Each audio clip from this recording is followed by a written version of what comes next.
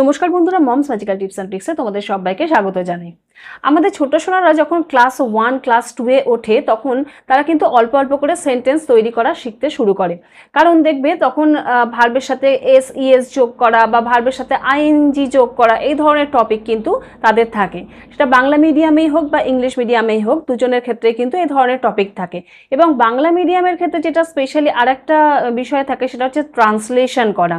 তো বাংলা মিডিয়াম হোক বা ইংলিশ মিডিয়াম হোক, যে ক্ষেত্রেই হোক না কেন, ট্রান্সলেশনের ক্ষেত্রে একটা কমন প্রবলেম কিন্তু হয়, যেটা আমি নিজে দেখছি আমার স্টুডেন্টদের পড়ানোর ক্ষেত্রে একটা কমন প্রবলেম আমি ফেস করছি। হয়তো সেই প্রবলেমটা তোমরাও তোমাদের পুচকু সোনাদের ক্ষেত্রে দেখে থাকবে।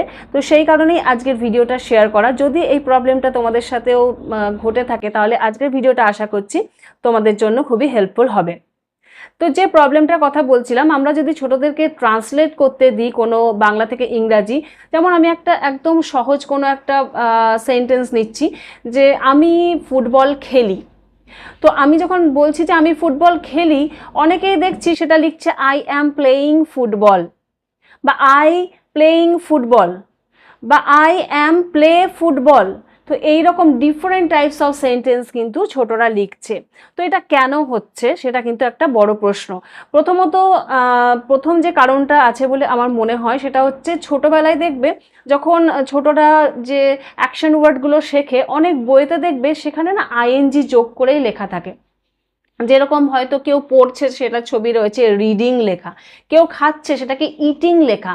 তো ছোটোর থেকে তারা কিন্তু ওই eating, reading, writing, jumping, running এইভাবেই যে আইএনজি যোগ করে যে ওয়ার্ডস সেটা পড়তে বা সেটা দেখে দেখে অভ্যস্ত হয়ে যাওয়ার ফলে মেন যে বেস যে ফর্মটা হয় ভার্বের সেটা সম্পর্কে আইডিয়া ক্লিয়ার থাকে না।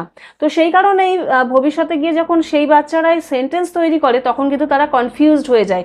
কারণ তখনও পর্যন্ত তারা কিন্তু কোন টেন্সের জন্য কোন সেন্টেন্সের স্ট্রাকচার কীরকম হবে সেটা সম্পর্কে তো অত ক্লিয়ার আইডিয়া থাকে না, কারণ ক্লাস 1-2 মানে তারা খুবই ছোট। তো ওই যে সেন্টেন্সের স্ট্রাকচারটা প্র্যাকটিস করাতেও তো অনেকটা সময় লাগে। তো যেহেতু একটা ক্লিয়ার আইডিয়া থাকে না, সেজন্য কিন্তু এই ধরনের প্রবলেমগুলো হয়। তো এই প্রবলেমটা আমিও ফেস করছিলাম এবং আমার যেটা মনে হলো যে এটার সলিউশন এরকম আমরা বের করতে পারি যে আমরা যদি বাংলা থেকে ইংরাজিতে সেন্টেন্স ট্রান্সলেট করতে দিই এবং পাশাপাশি দুই ধরনেরই সেন্টেন্স ট্রান্সলেট করতে দিই, তাহলে হয়তো এই প্রবলেমটা কিছুটা সলভ হতে পারে। দেখো, যেহেতু আমরা বাঙালি, তো আমরা তো বাংলাতেই রেগুলার কথাবার্তাগুলো বলে থাকি। তো সেই কারণে যে বাংলা বাক্যটার যে গঠনটা কীরকম হয় সেটা সম্পর্কে কিন্তু আগে একটা স্বচ্ছ ধারণা ছোটদেরকে দেওয়া দরকার। মানে যেরকম আমি বললাম যে আমি খেলি বা আমি ফুটবল খেলি, তো আমি ফুটবল খেলি আর আমি ফুটবল খেলছি, এই দুটোর মধ্যে যে ডিফারেন্স সেটা কিন্তু আগে ছোটদেরকে বোঝানো দরকার। যে খেলি মানে কি আমি রোজই খেলি, আর খেলছি মানে এখনই খেলছি। দিস ইজ কন্টিনিউয়াস মানে আইএনজি, এবং কন্টিনিউয়াস আইএনজি এখনই চলছে, এই টার্মগুলো পাশাপাশি কিন্তু তাদেরকে সাজিয়ে বলতে হবে। তবে কিন্তু ছোটদের মাথায় এইগুলো বারবার বলার ফলে, বারবার হ্যামারিং করার ফলে কিন্তু তাদের মাথায় এই বিষয়গুলো ঢুকবে। তো খাতা কলমে চলো আমরা দেখে নিই একটু কিভাবে প্র্যাকটিস করানো যেতে পারে ছোটদেরকে। আমরা এরকম করতে পারি, আমরা দুই টাইপেরই সেন্টেন্স বাংলাতে লিখবো। যেখানে দেখতেই পাচ্ছ এখানে আমি ট্রান্সলেশন বলে স্পেশালি লিখেছি, কারণ ট্রান্সলেশন যদি কেউ ঠিকঠাকভাবে শিখে যায় তাহলে কিন্তু তাদের সেন্টেন্স মেকিংয়েও সুবিধা হয়।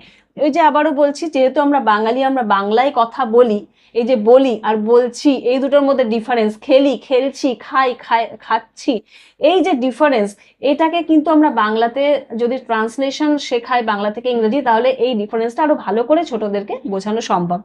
তো যেটা আমি এক্ষুনি বলছিলাম, আমি একটা এরকমই সিম্পল একটা বাক্য লিখছি, আমি ভাত খাই। আর একটা এদিকে লিখলাম, আমি ভাত খাচ্ছি। আমার হ্যান্ডরাইটিং কিন্তু ভীষণই বাজে, তো প্লিজ কিছু মনে করো না। তো আমি ভাত খাই, এখানে হচ্ছে খাই, এখানে খাচ্ছি, এই দুটোর মধ্যে যে পার্থক্য এইটাকে আগে বাংলাতে ভালো করে ছোটদেরকে বোঝানো দরকার। আমি ভাত খাই মানে কি আমি রোজই খাই, I eat rice, I eat rice, এটা আমার রেগুলার একটা কাজের মধ্যে পড়ে। কিন্তু যখন আমি বলছি আমি ভাত খাচ্ছি তখন কিন্তু আমি কি লিখবো, আই অ্যাম ইটিং রাইস।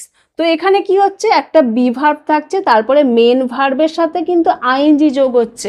তো এই যে সেন্টেন্সের ফরম্যাটটা, সেন্টেন্সের যে স্ট্রাকচারটা, সেটা কিন্তু যখন টেন্স শেখানো হয় তখন ছোটদেরকে শেখানো হয়, কিন্তু আমরা যদি এইভাবে পাশাপাশি একটু ভালো করে কম্পেয়ার করে দেখিয়ে দিই তাহলে ছোটদের এই জিনিসটা মাথায় থাকে।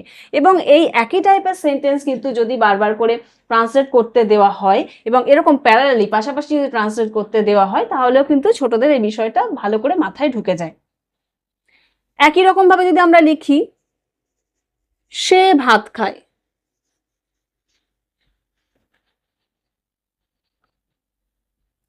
তাহলে এটাও তার রেগুলার কাজের মধ্যে পড়ছে। তাহলে সে মানে আমি শি অর হি যেটা হোক লিখতেই পারি। এবার এখানে যে চেঞ্জটা আসবে এটা ছোটরা শিখেই যায়, তাই ট্রান্সলেশন করার আগে ইটের সাথে আমাদের একটা এস যোগ করতে হবে, কারণ এখানে সিঙ্গুলার প্রোনাউন রয়েছে আর অবজেক্ট তো সেম রয়েছেই। She or he eats rice.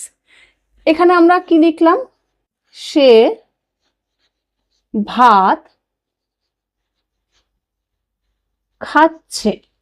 খাচ্ছে, that means it is continuous, it is continuous tense. তাহলে এখানে আমরা কি লিখবো, হি অর শি। এবার আমরা জানি হি আর শি এর সাথে কি বসে, এখানে বি ভার্ব কি বসবে, ইজ বসবে। এবং যেরকম ছিল ইটিং মানে ভার্ব প্লাস আইএনজি, সেটা সেমই রয়েছে, ইটিং রাইস। তো এরকম ভাবে ডিফারেন্ট আমরা কিন্তু সাবজেক্ট দিয়ে ডিফারেন্ট এরকম দুটো টেন্সেরই কিন্তু আমরা সেন্টেন্স বানাতে পারি বা ছোটদেরকে দিয়ে এগুলো প্র্যাকটিস করাতে পারি।